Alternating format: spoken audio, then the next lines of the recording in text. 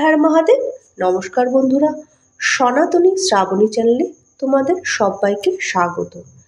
এখন অগ্রহায়ণ মাস চলছে।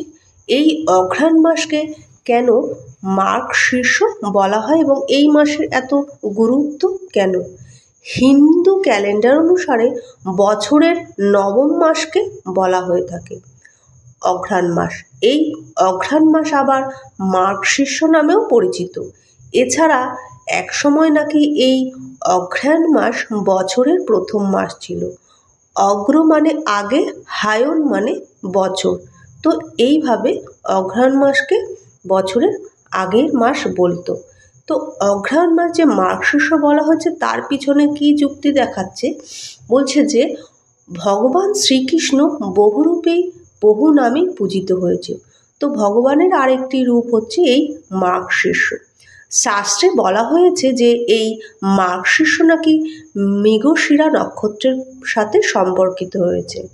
জ্যোতিষশাস্ত্রের অনুসারে যে 27টি নক্ষত্র রয়েছে তার মধ্যে এই একটি হলো মার্গশীর্ষ।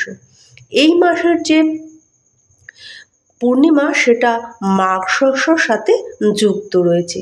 এই কারণে এই মাস মার্গশীর্ষ মাস নামে পরিচিত। ভগবত পুরাণে বলা হয়েছে ভগবান শ্রীকৃষ্ণ বলেছেন মার্গশীর্ষ হল শ্রীকৃষ্ণের প্রিয় মাস।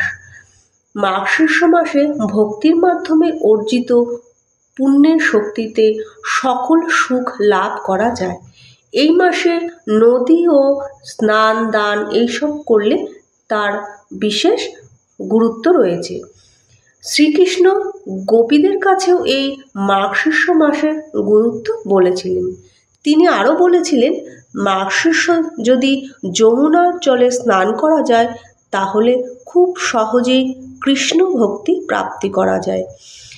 এই দিন আপনারা যদি জলে বাড়িতে স্নান করেন সেই জলের মধ্যে তুলসী গাছের শেকড় কিংবা তুলসী পাতা বা তুলসীর তলার মাটি দিয়ে স্নান করতে পারেন এবং এই মন্ত্রটি স্নানের সময় জপ করবেন। ওম নমো নারায়ণ বা গায়ত্রী মন্ত্র জপ করতে করতে স্নান করতে পারেন।